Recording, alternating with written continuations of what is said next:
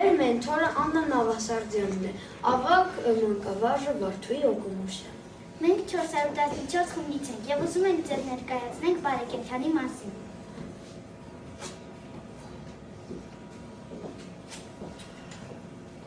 Մեր ձեռնարկայական թեման է, ինչպես ենք մենք ինքնարտահայտվում, և մեր խնդիրն է, մոռանալով և չնշելով բարեկենդանը, մոռանում ենք մեր ավանդույթները։ Մենք այս խնդիրը ձևակերպեցինք, որտեղ մենք սկզբում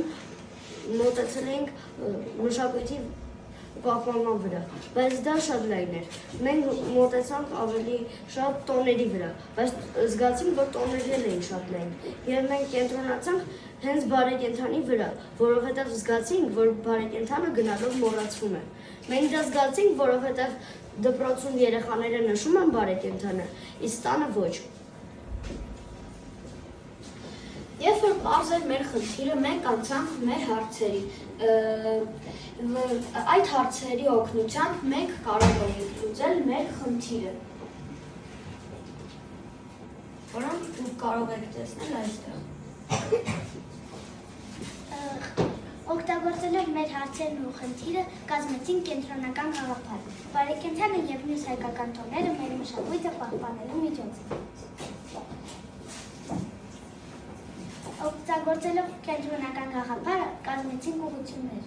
Բարեկենդանը և նրա առանձնահատկությունը ուղղությունը կազմեցինք, որպեսզի հասկանանք ինչով է տարբերվում բարեկենդանը մյուս տոներից և ինչ առանձնահատկություններ ունի բարեկենդանը։ Բարեկենդանի տարածվածությունը Հայաստանում և հայաշատ բնակավայրերում ուղղությունը կազմեցինք, որպեսզի հասկանանք, թե քանիսը չեն նշում և չգիտեն բարեկենդանի մասին, պետք է անհանգստանալ, թե ոչ։ Յուրաքանչյուրս պատասխանատու ենք բարեկենդանի միջոցով պահպանելու և փոխանցելու մեր մշակույթը։ Ուղղությունը կազմեցինք, որովհետև պետք է բոլորս անենք քայլեր, որպեսզի չմոռանանք մեր մշակույթը։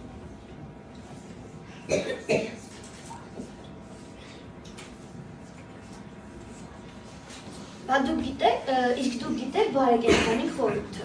Բարեկենդանը նշանակում է բարի կենդանություն, այն ուրախության և զվարճանքի տոնն է։ Սկսվում է փետրվարի վերջին կամ մարտի սկզբին։ Բարեկենդանը ճոխ տոն է, ամբողջական երջանկության երկու շաբաթ։ Բուն բարեկենդանը երկուշաբթիից մինչև ավագ ուրբաթ օրն է։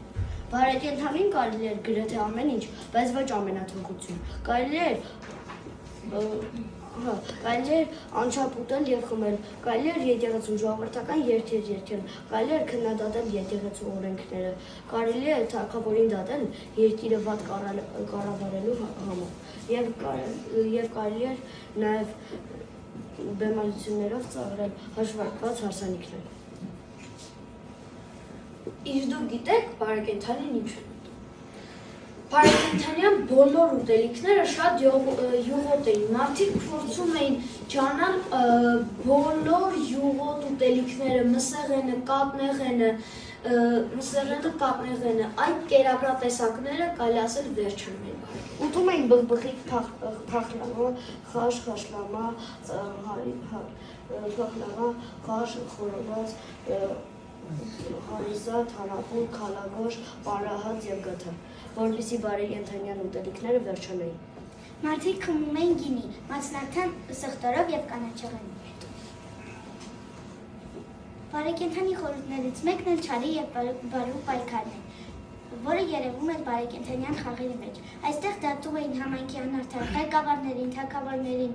գյուղապետներին և դատում նրանց։ Այն ինչ չէին կարող ասել իսկական կյանքում, ասում էին բարեկենդանի խաղերի միջոցով։ Բարեկենդանյան խաղերից էր նաև քարկտիկը։ Քարկտիկի ժամանակ կանգնում էր շրջանաձև, խաղում հերթով։ Մասնակիցը քարը վեր էր շպրտում և փորձում բռնել գետնի մյուս քարերը, և նաև հենց իր շպրտած քարը։ Քարկտիկը խաղում էին 5 կամ 10 հոգով, բայց ինչքան շատ մասնակից, այդքան ավելի հետաքրքիր։ Եվս մեկ բարեկենդանյան խաղ, որը կոչվում է ժնջի-ժնջի։ Ժնջի-ժնջի ժամանակ երեխաները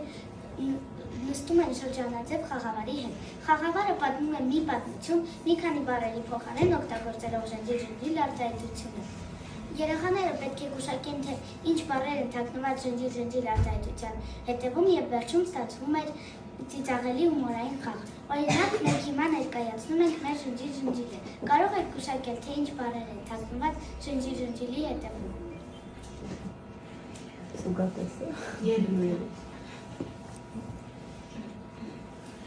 Եվս մեկ ժվարճալի խաղ, որի անվանումը Երկար Հովհաննես է։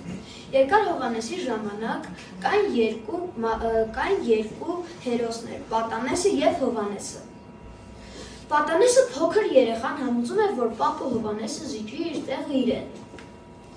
Եվ անպայման պետք էր հաղթեր Պատանեսը, որ գար նոր տարին։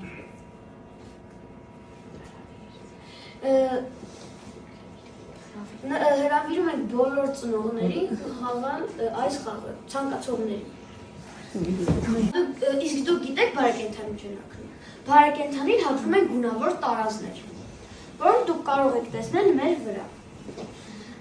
Երեխաները հագնում էին շատ տարօրինակ դիմակներ, որոնք դուք կարող եք տեսնել մեր ելույթի սկզբում։ Բարեկենդանի մասին։ Տղաները սովորաբար լինում էին աղվես, արջ կամ պապ, իսկ աղջիկները լինում էին հարսիկ կամ որևէ հեքիաթային հերոս։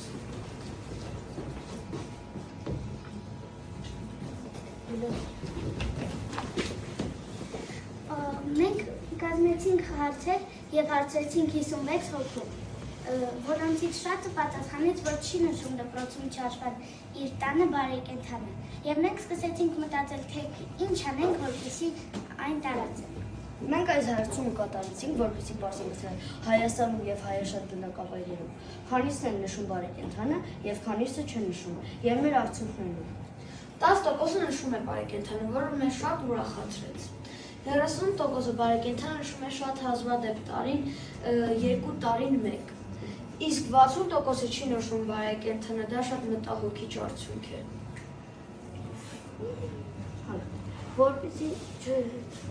Որպեսզի մենք ավելին իմանանք, մենք մեր ծնողների օգնությամբ գնացինք էքսկուրսիաների և հարցազրույց վարեցինք բարեկենդան ուսումնասիրող մարդկանց հետ։ Եվ մեր առաջին այցը մամիկյանց ջրատունն էր։ Մամի ջրատանը մենք իմացանք բարեկենդանի խորհրդի, երգերի և խաղերի մասին։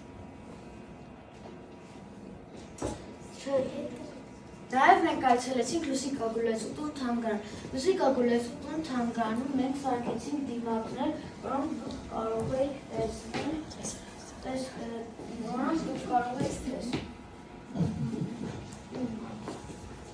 Նաև մեզ այդտեղ պատմեցին բարեկենդանի մասին, ավելի պարզ և հստակ։ Մյուս հանդիպումը մշակույթի ղեկավար ազգագրագետ Տիկին Հասմիկի հետ է։ Այնտեղ մենք իմացանք, թե երբ և ինչու դադարեցին նշել բարեկենդանը։ Եվ մենք կարծում ենք, որ դա շատ կարևոր բացահայտում էր, քանի որ երբ գիտես տոնը չնշելու պատճառը, կարող ես այն վերացնել։ Մենք հետազոտության ընթացքում սովորեցրել ենք երկրորդ դասարանցիներին Ժնջիր-Ժնջիր խաղը։ Նաև մենք սովորացրել ենք առաջին դասարանցիներին Արդիմակ Տուրդիմակ երգը, որը մենք երգել ենք մեր ելույթի սկզբում։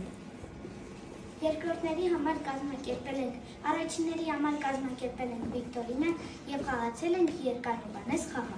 Մենք նաև երկրորդների հետ ենք կատարել Վիկտորինը։ Մենք կմոտենանք տնօրենին և կառաջարկենք, որ ամեն տարի բարեկենդանի տոնին հրավիրել կամ հոգևորականի կամ ազգագրագետի, որպեսզի երեխաներին պատմի բարեկենդանի մասին։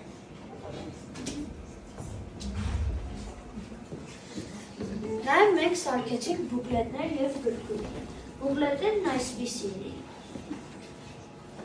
Այնտեղ և խաղերի և երգերի մասին գրած։ Նաև մենք սարքել ենք գրքույկներ բարեկենդանի մասին,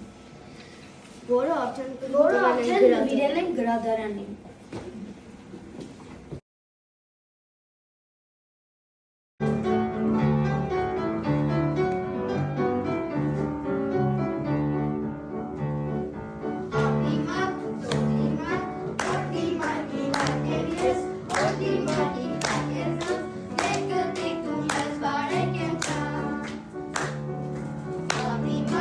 Thank you.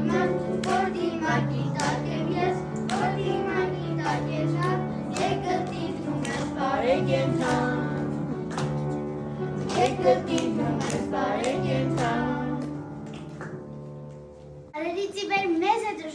ժառանգված արվեստը նախնյաց, մեր մշակույթը։ Ես Վահապանն եմ նախնյաց ավանդի, որ հայի լույսը երբեք չմարի։